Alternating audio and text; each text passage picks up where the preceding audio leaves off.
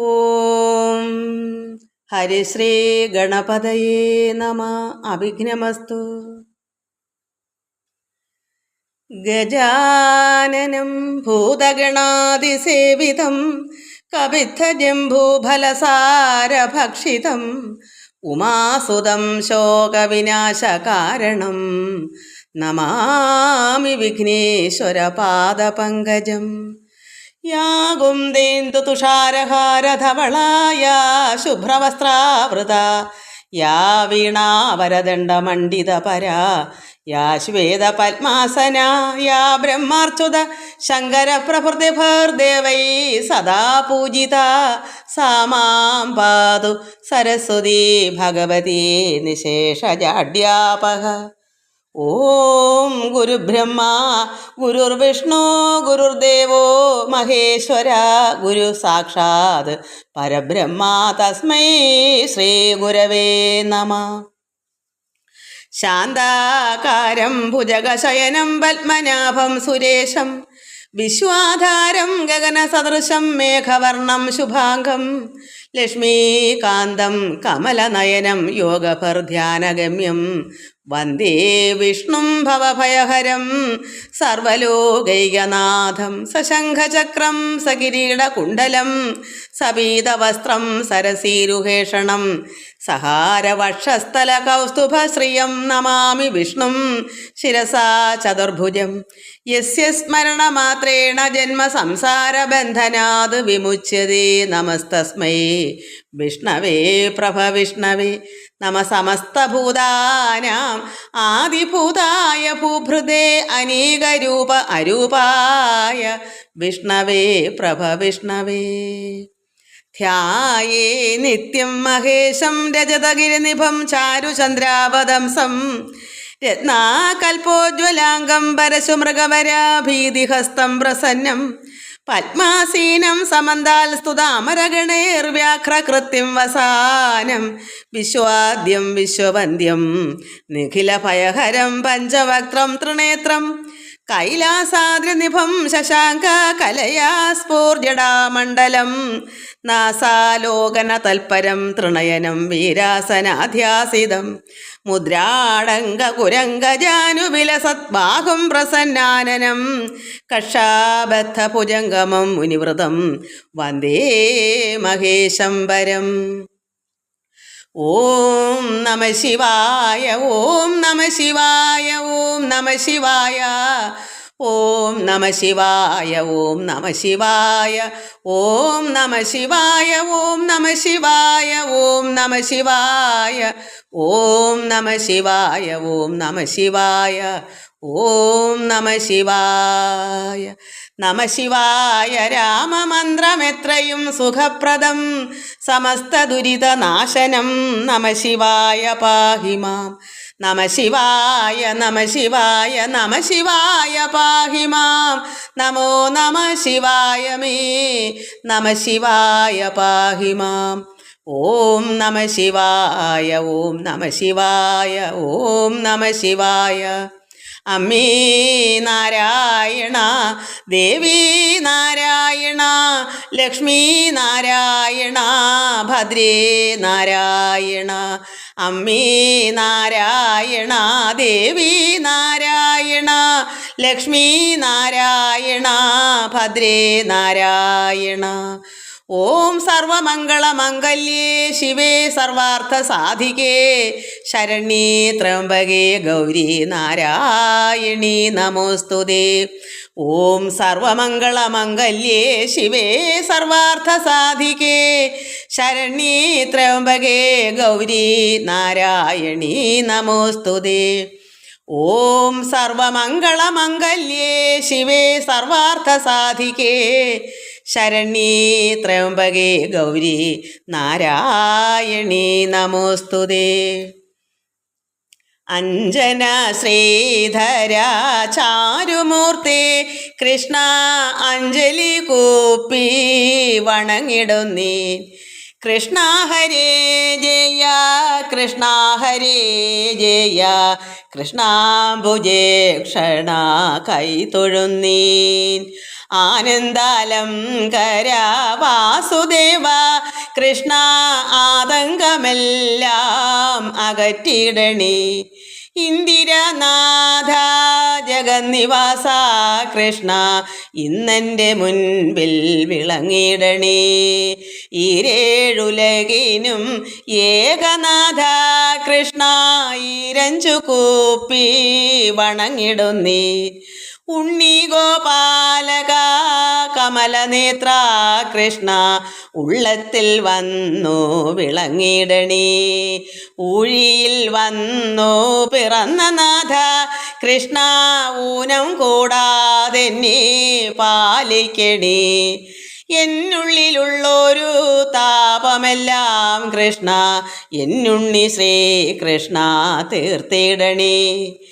ഏടലർ സായക തുല്യമൂർത്തി കൃഷ്ണ ഏറിയ മോദേന അനുഗ്രഹിക്ക. ഐഹികമായ സുഖത്തിങ്കലാഗ്രഹം അല്പവും തോന്നല്ലേ ഗോപബാല. ഒട്ടല്ല കൗതുകം അന്തരംഗേ കൃഷ്ണ ഓമൽ തിരുമേനി ശോഭ കാൺമാൻ.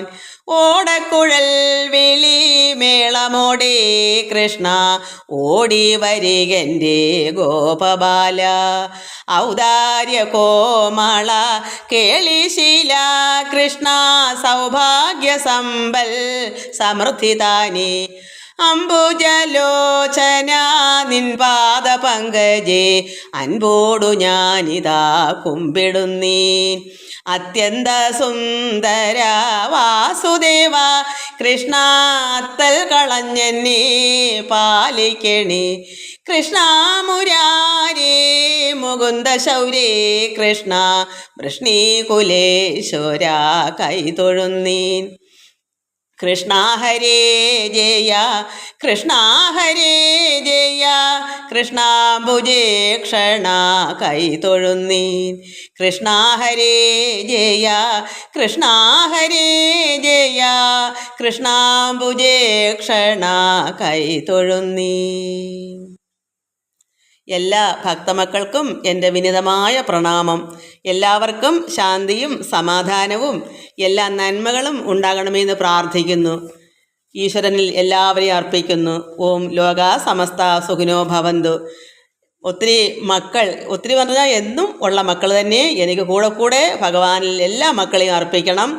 രുക്മിണി മോഹൻ, ജഗദമ്മ, ജയാനിൽ, ശുഭകുമാരി, ശങ്കുണ്ണിക്കുട്ടിമേനോൻ, ജയ ബാലു, സുരേഷ്, രാധ, വിഷ്ണുപ്രിയ, പ്രസന്ന, വിലാസിനി വലിയപറമ്പിൽ, ശ്രീല, ലതാരാജു, നിർമ്മല പവിത്രൻ, ഗീതാ നായർ, ഓമനയമ്മ, നളിനി, ദേവി, ബിജി ബിജു, ശാന്തകുഞ്ഞ്, താര മനോജ്, വിജയമ്മ പാർത്ഥൻ, വത്സല, ഹേമകർത്ത, അത് പേരങ്ങനാന്ന് തോന്നുന്നു, ഹേമകർത്താന്ന്, ശ്രീകുമാരൻ പിള്ളൈ, സുബ്രഹ്മണ്യൻ നമ്പൂതിരി, ഇവരെല്ലാം എനിക്ക് എപ്പോഴും ഈ കമൻസിൽ ഉൾക്കൊള്ളുന്നവരാണ്.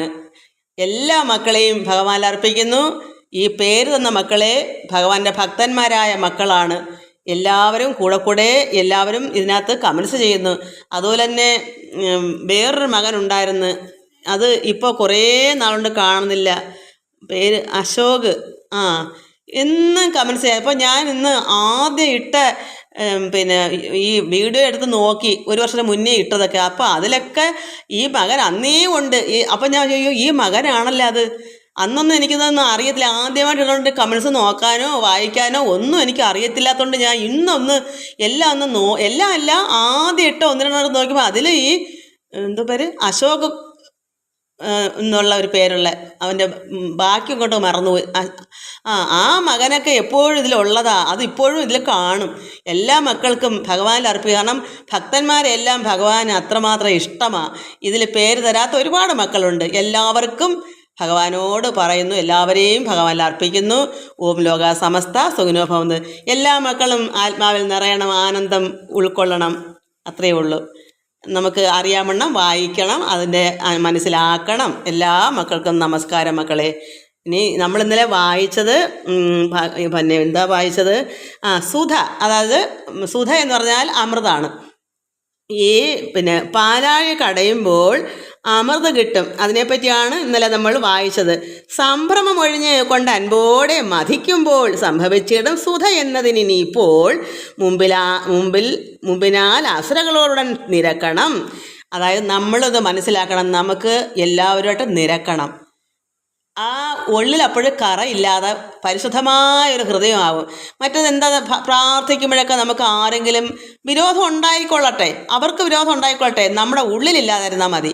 നമ്മുടെ ഉള്ളിൽ ആരോടും വിരോധവും വൈരാഗ്യവും ഇല്ലാതിരിക്കാമെങ്കിൽ അത്രമാത്രം നിഷ്കളങ്കമായ ഭഗവാനോട് പ്രാർത്ഥിക്കാൻ പറ്റും. അപ്പോൾ നമുക്ക് അമൃത സുധ നമുക്കും കിട്ടും.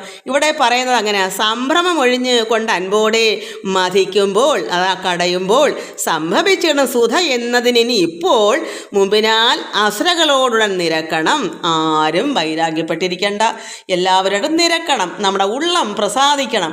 ഉള്ളം പ്രസാദിക്കണമെങ്കിൽ അല്പം പോലും അഴുക്ക് ഉള്ളിലിരുന്നോടാ. ഒരാളുടെ വൈരാഗ്യമുണ്ടെങ്കിൽ അത് അഴുക്കാണ്. അപ്പോഴേ അമൃത് കിട്ടത്തില്ല, പ്രയാസമാണ്. നമ്മുടെ ഉള്ളം അങ്ങനെയല്ലേ ഇരിക്കുന്നത്.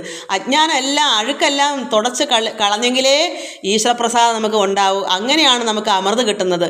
അപ്പോൾ നമുക്കുള്ള ഉള്ളിൽ വിരോധം ഇല്ലാതിരുന്നാൽ മതി. നമുക്ക് സഹകരിക്കാൻ പറ്റാത്തവർക്ക് സഹകരിക്കണമെന്നില്ല. അവർ നിരക്കണമെന്ന് വെച്ചാൽ അവരുമായിട്ട് സഹകരിച്ച് പോകണമെന്നല്ല എൻ്റെ അർത്ഥം. നമ്മുടെ ഉള്ളിൽ വിരോധം പാടില്ല. ഹൃദയം എപ്പോഴും ശുദ്ധമായിരിക്കണം, ഒരഴുക്കും പാടില്ല. സന്തോഷവാനായിരിക്കണം എപ്പോഴും. അതിന് നമ്മുടെ ഹൃദയം വെടുപ്പായിരിക്കണം. അതാണ് ഇവിടെ പറയുന്നത്. നമുക്കതിൻ്റെ ബാക്കി വായിക്കാം. നമ്മളിവിടെ പാലാഴി മഥനം ചെയ്യുന്നതിന് സംഭ്രമമെല്ലാം ഒഴിഞ്ഞുകൊണ്ട് അൻപോടെ മതിക്കുമ്പോൾ സംഭവിച്ചിട സുധ അമൃത് എന്നതിന് ഇപ്പോൾ എന്ത് വേണം? മുമ്പേ വേണ്ടുന്നത് അസുരകളോ ഉടൻ ചെന്ന് നിരക്കണം. അസുരന്മാരുമായിട്ട് ശത്രുത മാറ്റി അവരെ കൂടെ ക്ഷണിക്കണം, നിരത്തണം. അതാണ് ഇവിടെ പറയുന്നത്.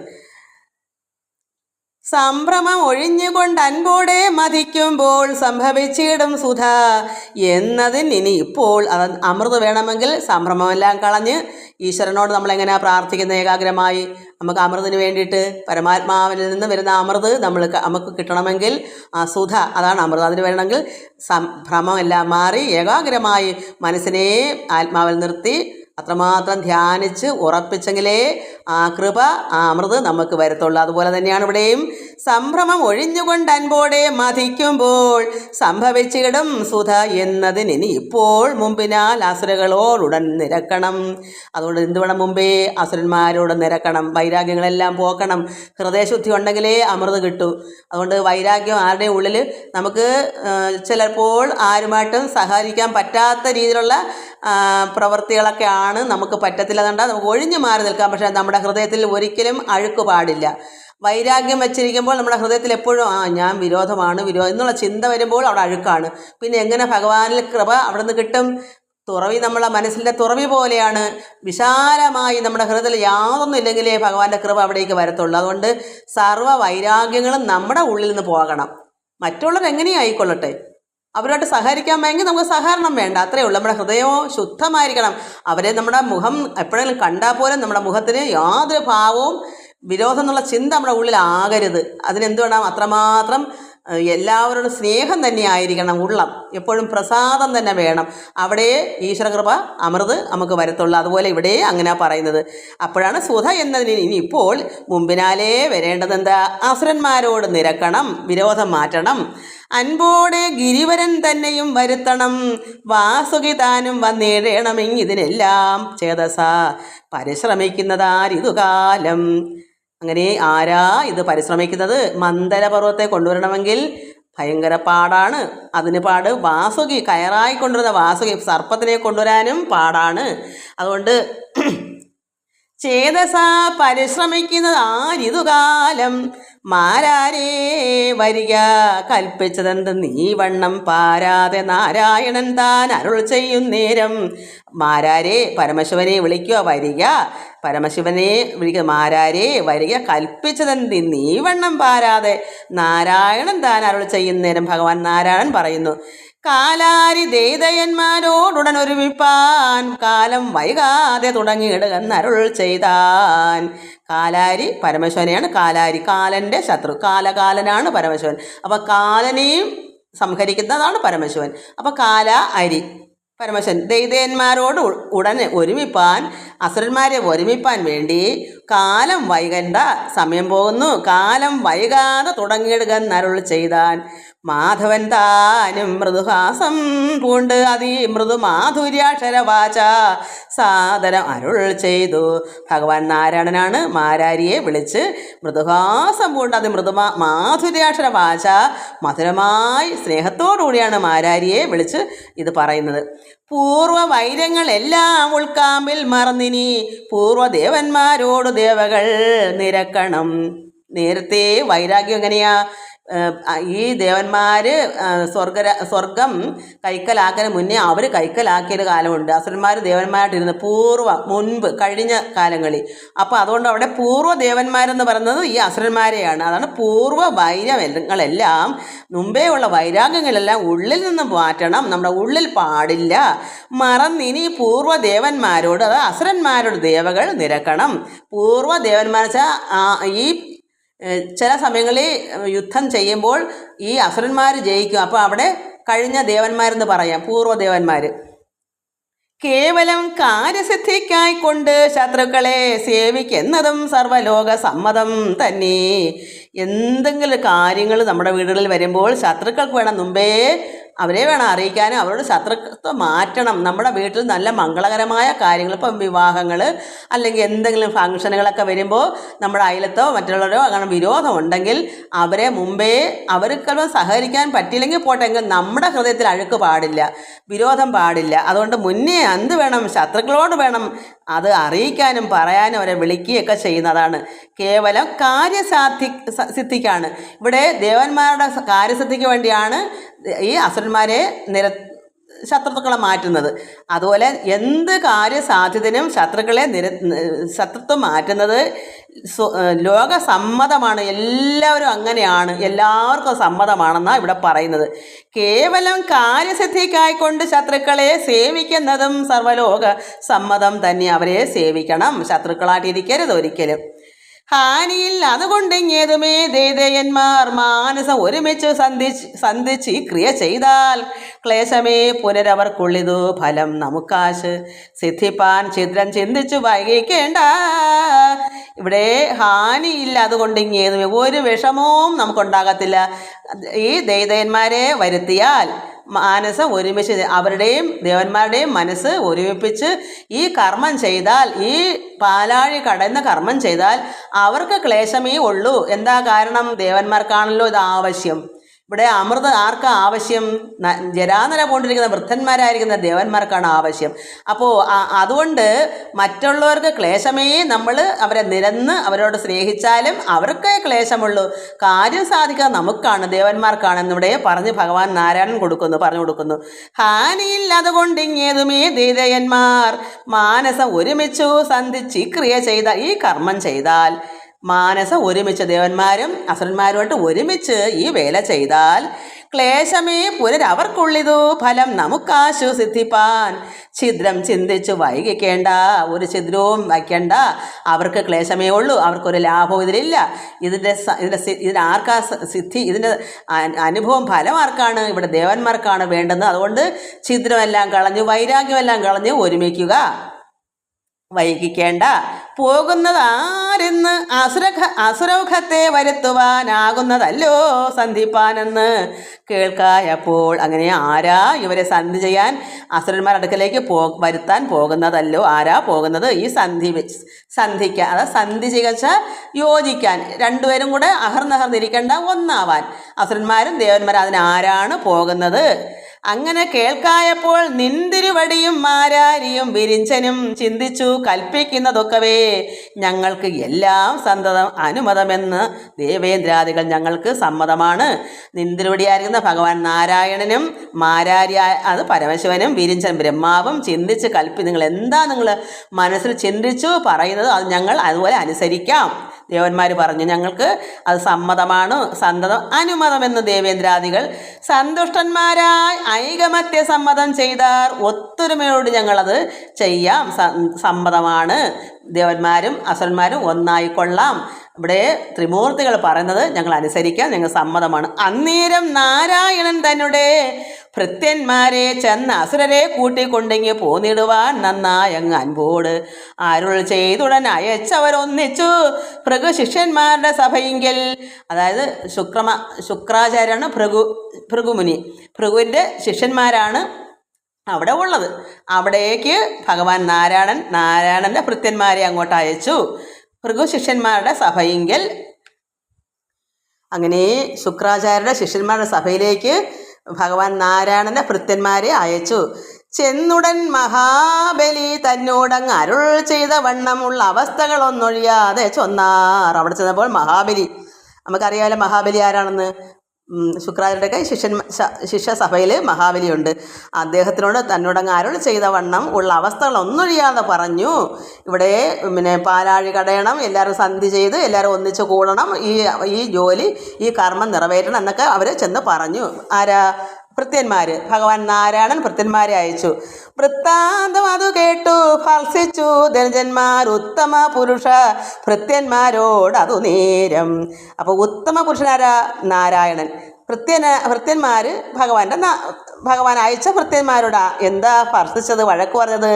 ധനുജന്മാർ. ഈ മഹാബലിയും മറ്റുള്ളവരും വൃത്താന്തം കേട്ടപ്പോൾ അവർക്ക് ദേഷ്യമുണ്ടായി.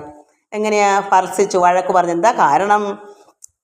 സത്വരം ഉര ചെയ്താൽ ഇന്നിപ്പോൾ ഇതിനേത് ഉൾത്താനിൽ നിരൂപിച്ചാൽ മറ്റില്ല കുശലങ്ങൾ ഞങ്ങളോ പണ്ടേ തുലോം നിന്ദ്യന്മാരവർ തനിക്കങ്ങ് വന്നൊരുമിപ്പാൻ എങ്ങനെ ചൊന്നിയിടുന്നു. എങ്ങനെ നിങ്ങളിങ്ങനെ പറയുന്നു ഒരുമിക്കണമെന്ന്? ഉൾത്താനിൽ നിങ്ങളൊന്ന് നിരൂപിച്ച് നോക്കിയാൽ മറ്റില്ല ഒരു കുശലവും വേണ്ട, ഞങ്ങൾക്ക് കേൾക്കണ്ട. പണ്ടേ നിങ്ങൾ ഞങ്ങളെ നിന്ദ്യന്മാരാക്കി വച്ചേക്കോ അല്ലയോ ഈ അസുരന്മാർ. അതുകൊണ്ട് ഇനി ഇതൊന്നും ഞങ്ങൾക്ക് ബാധക, ഞങ്ങൾക്ക് ഇതൊന്നും വേണ്ട. നിങ്ങൾക്ക് ഇങ്ങനെ ഒന്ന് പറയാൻ ചൊന്നിയിടുന്നു, നിങ്ങൾ എന്തിനാ ഇങ്ങനെ ഒന്ന് പറയുന്നത്? പോയാലും ഭവാന്മാരങ്ങാരുമില്ല ഇതിൽ കൂടെ പായുന്നോരിപ്പോഴിതു ചിന്തിച്ചു വൈകിക്കേണ്ട, നിങ്ങൾ വെക്കം പോയിക്കൊള്ളൂ, ഇതും പറഞ്ഞുകൊണ്ട് ഇവിടെ നിൽക്കണ്ട. ഭവാന്മാരങ്ങ് ആരും ഇല്ല ഇതിൽ കൂടെ വരാൻ, നിങ്ങളെ കൂടെ ഓടി വരാൻ ഇവിടെ ആരുമില്ല. നിങ്ങൾ അതോർത്ത് നിങ്ങൾ ചിന്തിച്ച് ഇവിടെ വൈകിക്കേണ്ട. കാരണം നിങ്ങൾ പണ്ടേ ഞങ്ങളെ നിന്ദ്യന്മാരാക്കി, അസുരന്മാരെ മൊത്തം നിങ്ങൾ നിന്ദ്യന്മാരാക്കി ഒഴിച്ചു വെച്ചേക്കുന്ന ശത്രുക്കളായിട്ട്. അതുകൊണ്ട് ഇതിന് ഞങ്ങൾക്ക് ഇഷ്ടമില്ല. അതുകൊണ്ട് വൈകിക്കേണ്ട, നിങ്ങളിവിടെ നിന്ന് ചിന്തിച്ച് സമയം കളയണ്ട, പോയിക്കോളൂ. പോയാലും ഭവാന്മാരങ്ങ് ആരുമില്ല ഇതിൽ കൂടെ പായാൻ, നിങ്ങളെ കൂടെ വരാൻ, ഓടിക്കൊണ്ട് വരാൻ ഇവിടെ ആരുമില്ല. അങ്ങനെ പറഞ്ഞു വിട്ടു. മായമെന്നിയേ ദൈത്യന്മാരേവം ചൊല്ലിക്കേട്ടു മായാ പുരുഷ ഭൃത്യന്മാർ അതിവേഗത്തോടെ പാലാഴി തന്നിൽ ചെന്നു. കാലാരി വിധീന്ദ്രന്മാരാൽ അനുവേലം നിഷേവ്യാഘ്രി പങ്കജത്തിങ്കൽ വീണുടൻ നമസ്കരിച്ചങ്ങ് അസുരകൾ ചൊന്ന വാണികളെല്ലാം ഉണർത്തിച്ചതു കേട്ട നേരം. അങ്ങനെ ചെന്ന ഭൃത്യന്മാർ എന്തൊക്കെയാ ഇവർ ചെന്ന് പറഞ്ഞപ്പോൾ അവർ ഭർഷിച്ചു, അതായത് അവർ കോപിച്ച് ഇവരെ പറഞ്ഞ് ഒഴിച്ചു വിട്ടു. അതെല്ലാം വന്ന് ഭഗവാനോട് നിഷേവ്യാഘ്രി പങ്കജത്തിങ്കിൽ ഭഗവാൻ നാരായണനൊക്കെ വീണുടൻ നമസ്കരിച്ച് അസുരകൾ എന്തൊക്കെയാ പറഞ്ഞു വിട്ടത് അതെല്ലാം വാണികൾ, ആ വാക്കുകൾ എല്ലാം ഭഗവാനോട് ഉണർത്തിച്ചു ഈ പോയ ഭൃത്യന്മാർ. അങ്ങനെ കേട്ട നേരം മന്ദഹാസവും കലർന്നിന്ദിരാവരൻ സുരവൃന്ദവാഹിനി ധരൻ തന്മുഖം പാർത്തേടി ഞാൻ. അങ്ങനെ ഭഗവാൻ എന്ത് ചെയ്ത് കേട്ടപ്പോൾ മന്ദഹാസം. ഭഗവാൻ എല്ലായ്പ്പോഴും ചിരിയാണല്ലോ, ഭഗവാന്റെ മുഖത്ത് ദേഷ്യം വരത്തില്ലല്ലോ. നാരായണൻ കൃഷ്ണൻ അങ്ങനെയാണ്. അതുകൊണ്ട് എനിക്കും ചിരി വരുന്നു. അങ്ങനെ എനിക്കത് ഭഗവാന്റെ മുഖത്തിലോടുന്നൊരു ശ്രദ്ധ വന്നു. എന്തെല്ലാം കേട്ടിട്ടും ഇല്ലേ, പണ്ടൊക്കെ പറയും കേളം കുലുങ്ങിയാലും പാലം കുലുങ്ങും, എന്തോ ഒരു പഴമൊഴിയാണ്. എന്ത് പറഞ്ഞൊക്കെ ആരെന്തോ കാണിക്കട്ടെ, ഭഗവാൻ അപ്പോഴും പുഞ്ചിരിയും മന്ദഹാസമൊക്കെയാണ്. അങ്ങനെ ഇങ്ങനെയുള്ള ദേഷ്യം പിടിച്ച വാക്കുകളെല്ലാം മഹാബലിയും കൂട്ടരും, അതായത് അസുരന്മാർ പറഞ്ഞു വിട്ടപ്പോൾ ഭൃത്യന്മാരൊന്ന് ഭഗവാനടക്കം ഒന്ന് വീണ് തൊഴുതപ്പോൾ ഭഗവാൻ എന്ത് ചെയ്യുന്നു? മന്ദഹാസവും കലർന്ന് ഇന്ദിരാവരൻ സുരവൃന്ദവാഹിനീധരൻ തന്മുഖം പാർത്തേടിനാൻ. ചന്ദ്രചൂടനും അതിനെന്തിനീ കഴിവെന്ന്. ചന്ദ്രചൂടനാരാ? അമ്പിളി പരമശിവൻ. ഇങ്ങനെ ഓരോന്ന് പഠിക്കണം. എപ്പോഴും എനിക്കിതെല്ലാം ഞാൻ എപ്പോഴും ഇതിൻ്റെ കുറേ നാളുണ്ടേ പറഞ്ഞു. മക്കളെല്ലാം ഇത് മനസ്സിലുണ്ടോ എങ്കിൽ ഓരോ കമൻസ് ചെയ്തൊക്കെ അറിയാമെങ്കിൽ. ചന്ദ്രനെ തലയിൽ വെച്ച ചന്ദ്രചൂടൻ എന്ന് പരമശിവൻ്റെ പേരാണ്.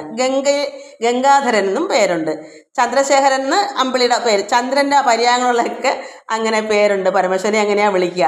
അതുകൊണ്ട് ചന്ദ്രചൂടനും അതിന് എന്തിനു കഴിവെന്ന ഇന്ദ്രസോദരനെയും സംഭാവിച്ച അനുക്ഷണം പരമശിവനും ഇതിനെന്തെങ്കിലും കഴിവുണ്ടോ എന്നിവിടെ ഭഗവാൻ നാരായണൻ ഇങ്ങനെ ചിന്തിച്ചു. അതാണ് വൃന്ദവാഹിനീധരൻ തന്മുഖം പാർത്തിയിടിനാൻ. ഇങ്ങനെ മുഖം പാർത്തിങ്ങനെ ഇരുന്നു മന്ദഹാസം കൊണ്ട് ഭഗവാൻ നാരായണൻ. അപ്പോൾ ചിന്തിക്കുകയാണ്, ചന്ദ്രചൂടനും മാരാരി അതാ പരമേശ്വരനും എന്തെങ്കിലും കഴിവെന്നങ്ങ് ഇന്ദിര സോദരനെയും സംഭാവിച്ച് അനുഷണം തന്നരികത്തു നിൽക്കും ഭൂതത്തെ വിളിച്ചങ്ങു ചെന്ന് അസുരരെ കൊണ്ടുപോരുക എന്നരുൾ ചെയ്താൻ.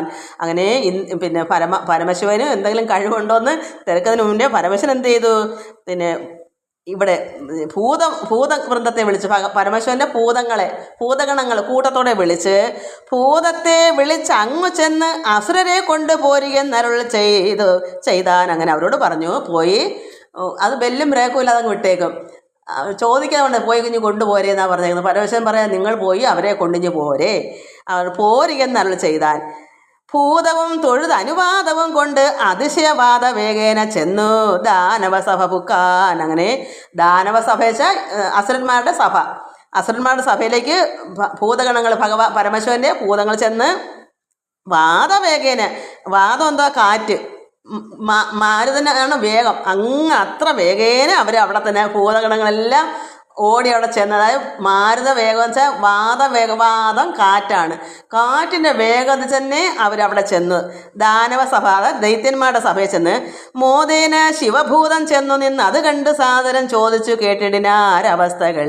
അങ്ങനെ സന്തോഷത്തോടെ ശിവഭൂതങ്ങളെ കണ്ടപ്പോൾ ചെന്ന് നിന്നത് ശിവഭൂതം വെച്ചാൽ ശിവഗണങ്ങൾ അല്ല ഭൂതഗണങ്ങൾ, ശിവൻ്റെ ഭൂതങ്ങൾ ചെന്നപ്പോൾ സാദരം അവർ ചോദിച്ചു കേട്ടിടിനാൻ അവസ്ഥകളൊക്കെ ചോദിച്ചറിഞ്ഞു.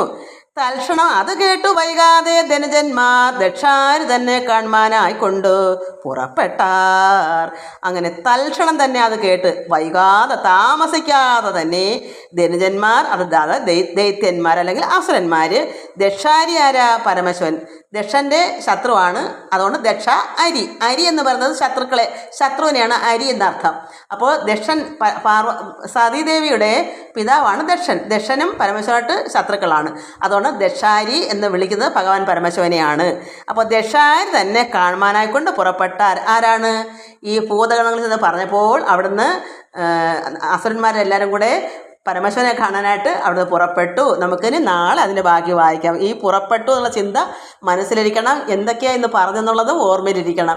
എന്നാലേ അല്ലെങ്കിൽ എന്നും അറിവില്ലാത്തതുപോലെ ആയിപ്പോവും. എല്ലാ മക്കൾക്കും എൻ്റെ വിനീതമായ പ്രണാമം. മക്കളെ എല്ലാവരും ഇത് കേട്ട് മനസ്സിലാക്കി പഠിക്കണം.